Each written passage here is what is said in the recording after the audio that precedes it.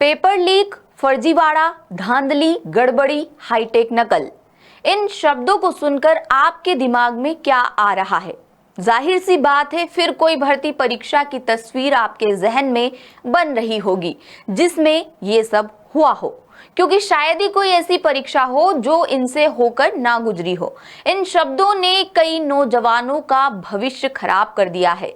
चलो, देर आए दुरुस्त आए, क्योंकि अब इन पर रोक लगाने के लिए सरकार कड़ा कानून लाने की तैयारी में है। सरकार विधानसभा में जल्द विधेयक पेश कर सकती है। तो चलिए जानते हैं कौन सा ये कानून है और ये क्या कहता है। नमस्ते, मैं हूं आपके साथ माही और आप देखना शुरू कर चुके हैं द सूत्र।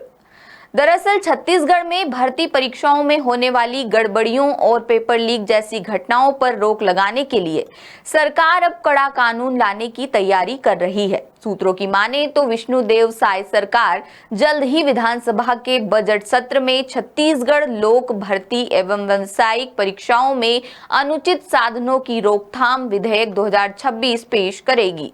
इस कानून का उद्देश्य प्रदेश में भर्ती परीक्षाओं को पूरी तरह पारदर्शी और निष्पक्ष बनाना है, ताकि युवाओं का भरोसा भर्ती प्रक्रिया पर बना रहे। दावा है कि छत्तीसगढ़ में सीजीपीएससी भर्ती विवाद के बाद सरकार पर परीक्षा व्यवस्था को मजबूत करने का दबाव बना था। कहा जा रहा है कि इसी के मद्देनजर सरकार ने ये सख्त कानून तैयार किया है। प्रस्तावित कानून के मुताबिक यदि कोई अभ्यर्थी भर्ती परीक्षा के दौरान नकल करते हुए पकड़ा जाता है तो उसके खिलाफ कड़ी कार्रवाई की जाएगी। ऐसे अभ्यर्थी को 1 से 5 साल तक की जेल की सजा हो सकती है। इसके साथ ही उस पर 5 लाख रुपए तक का जुर्माना भी लगाया जा सकता है। सरकार का मानना है कि सख्त सजा के प्रावधान से परीक्षा में अनुचित साधनों का इस्तेमाल करने वालों पर रोक लगेगी। सिर्फ परीक्षार्थियों ही नहीं बल्कि नकल या पेपर लीक कराने वाले गिरोहों के खिलाफ भी इस कानून में बेहद कठोर प्रावधान रखे गए हैं।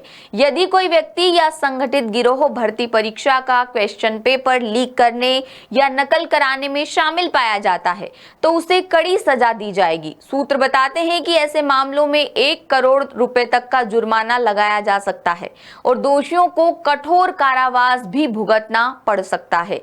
इस विधेयक में कोचिंग संस्थानों को लेकर भी सख्त नियमों का प्रावधान किया जा रहा है। कई बार देखा गया है कि कुछ कोचिंग संस्थान सिलेक्शन की 100% गारंटी देने या भ्रामक विज्ञापनों के जरिए युवाओं को लुभाते हैं। नए कानून के तहत अब कोई भी कोचिंग संस्थान इस तरह का दावा नहीं कर सकेगा।